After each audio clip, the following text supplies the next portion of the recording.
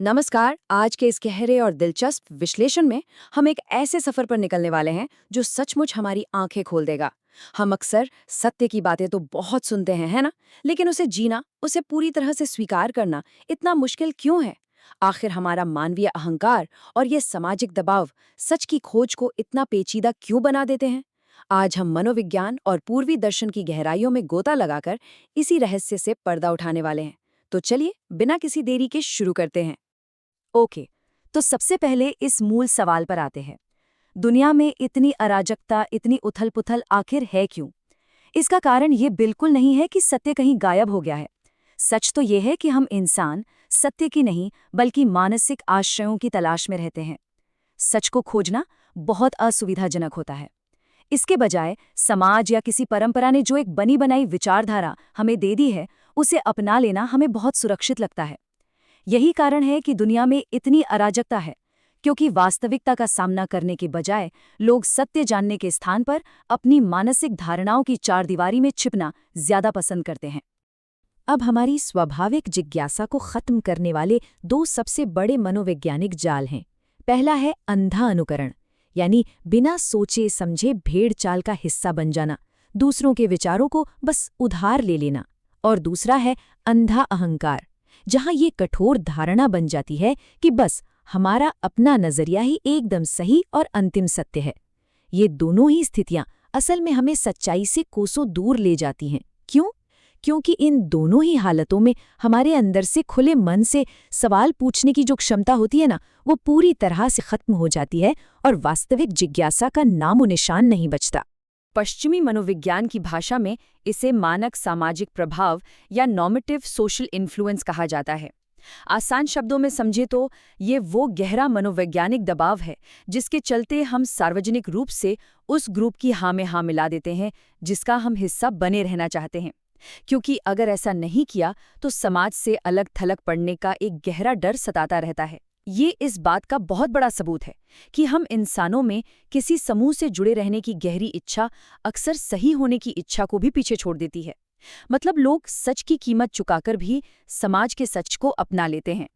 और यहाँ पर जो बात सबसे ज्यादा हैरान करने वाली है वो ये है कि जब हमारी किसी पुरानी मान्यता को चुनौती मिलती है तो हमारा दिमाग उसे सिर्फ एक वैचारिक बहस नहीं मानता। मनोविज्ञान में इसे संज्ञानात्मक असंगति या कॉग्निटिव डिसोनेंस कहते हैं। ये एक बहुत ही तीव्र मनोवैज्ञानिक बेचैनी है। हमारा मस्तिष्क किसी भी ऐसी नई जानकारी को जो हमारी पुरानी मान्यताओं से टकराती है, सीधे तौर पर अपने अस्तित्व के लिए खतरे की तरह देखता है। इसीलिए एकदम सामने सच होने के बावजूद हमारे अंदर से तुरंत एक बहुत ही तीव्र और भावनात्मक प्रतिरोध पैदा हो जाता है। तो सवाल उठता है कि अपनी ही धारणाओं को बदलना आखिर इतना दर्दनाक क्यों होता है? इसके मुख्य रूप से 3 कारण हैं। पहला, ये किसी समुदाय से हमारे जुड़े रहने की भावना को खतरे में डाल देता है। दूसरा, ये हमारी गहरी भावनात्मक यादों को तहस-नहस कर देता है। और तीसरा, ये हमारी सुरक्षा की उन तमाम मान्यताओं को तोड़ देता है जिन पर हमारा पूरा जीवन टिका होता है। असल में सत्य को स्वीकार करने का मतलब है अपनी उस पुरानी पहचान और उन झूठे विश्वासों को हमेशा के लिए त्याग देना, जो कि एक अत्यंत कष्टकारी प्रक्रिया है। इसीलिए अवचेतन स्तर पर हम तथ्यों को स्वीकार करने के बजाय उन्हें नकारना ज्यादा आसान और सुरक्षित मानते हैं। खंड 1, अहंकार, पहला अंधविश्वास, मैं का भ्रम। पश्चिमी मनोविज्ञान के इन बेहतरीन सिद्धांतों को समझने के बाद जब हम पूर्वी दर्शन की तरफ मुड़ते हैं तो इस पूरे प्रतिरोध की सबसे मुख्य जड़ सामने आती है, और वो जड़ है अहंकार। ये विचार सच में बहुत गहरी चोट करता है कि अहंकार पहला अंधविश्वास है। जरा उन स्वयंभू तर्कवादियों के बारे में सोचिए जो बाहर की हर परंपरा, हर मान्यता को तो बहुत बहादुरी से नष्ट कर देते हैं, लेकिन कभी उस मैं पर सवाल नहीं उठाते जो ये सब निर्णय ले रहा है। बाहरी अंधविश्वासों को हटा देना फिर भी आसान है, लेकिन ये प्राथमिक अंधविश्वास, यानी ये धारणा कि मैं एकदम वास्तविक और पूर्ण हूँ, दुनिया की सबसे बड़ी भ्रांति है। पूर्वी दर्शन में आपने माया शब्द का बहुत उपयोग सुना होगा, लेकिन यहाँ माया का मतलब कोई ब्रह्मांडीय जादू या आवरण नहीं है। असल में माया हमारे अहंकार की ही एक संरचनात्मक भूल है। ये खुद को एक अलग, सीमित और वास्तविक सत्ता मान लेने की भूल है। इसे ऐसे समझें जैसे खराब लेंस हर खूबसूरत नज़ारे को विकृत कर देता है, बिल्कुल वैसे ही अहंकार जिस भी चीज को छूता है उसे कुरूप और विकृत कर देता है।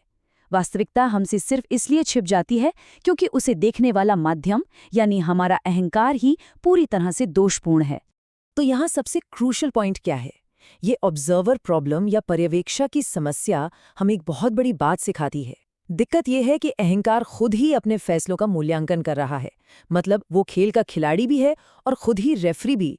जब अहंकार ये मापता है कि क्या वो सत्य की ओर बढ़ रहा है, तो उसका जवाब हमेशा हाँ ही होता है, ताकि उसका अपना खेल बिना किसी रुकावट के चलता रहे। इसी विरोधाभास की वजह से बिना किसी स्वार्थ के और पूरी ईमानदारी से खुद का अवलोकन करना दुनिया के सबसे दुर्लभ कामों में से एक बन जाता है। एक बात जो यहाँ बिल्कुल स्पष्ट होनी चाहिए वो ये कि हमारा मन और हमारा अहंकार ये दोनों एक चीज नहीं है।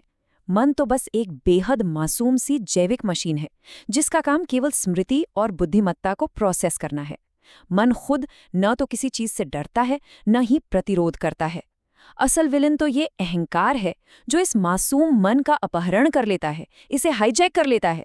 अपनी कमजोर और झूठी पहचान को बचाने के लिए अहंकार मन की मशीनरी का इस्तेमाल करके हमारे अंदर भय और असुरक्षा पैदा करता है।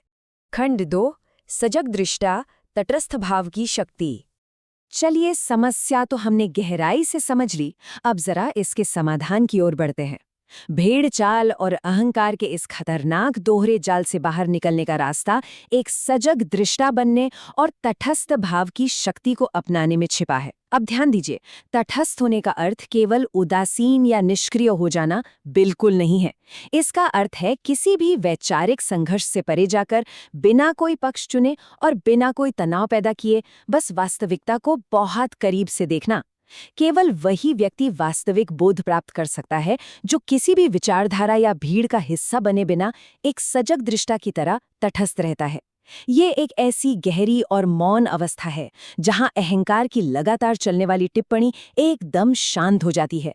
सच्चा अवलोकन तभी घटित होता है जब अहंकार बीच से पूरी तरह हट जाता है, और जब ऐसा होता है तो शरीर और मस्तिष्क की स्वाभाविक बुद्धिमत्ता बिना किसी विकृति के अपना काम करने लगती है।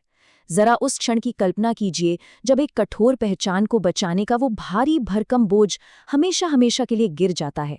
उस शून्यता में जो ताजगी है, जो जीवंतता और जो सच्चा आनंद उभरता है, सच कहूं तो उसे शब्दों में बांधना असंभव है।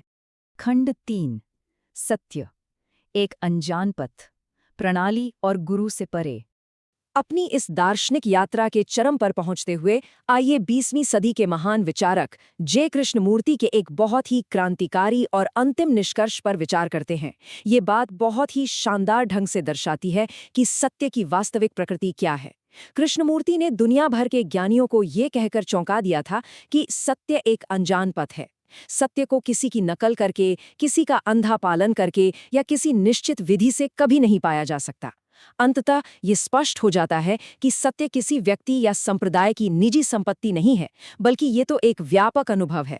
अगर सच तक पहुंचने का कोई तय रास्ता होता तो उसे बस एक मशीन की तरह पार कर लिया जाता, लेकिन सत्य एक निरंतर चलने वाली खोज है।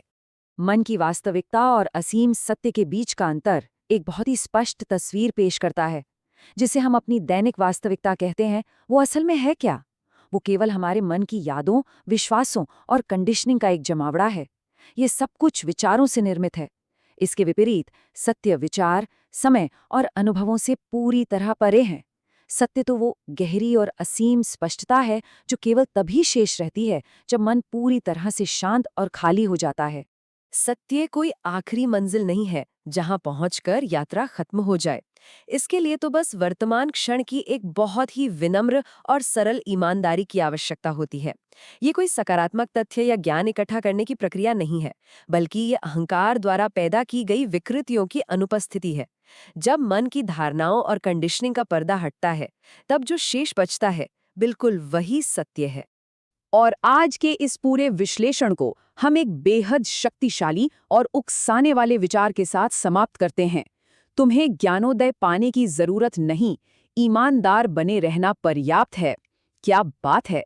मानसिक सुरक्षा और मान्यताओं के पीछे भागने की उस अंतहीन दौड़ को छोड़कर क्या निरंतर और शांत रूप से खुद का अवलोकन किया जा सकता है? यही वो प्रश्न है और यही वो सच्ची ईमानदारी है जो किसी भी ज्ञानोदय से कहीं अधिक गहरी है। इसी शानदार विचार के साथ हमारी आज की ये खोज यहीं विराम लेती है। सोचने का ये सिलसिला जारी रखिएगा।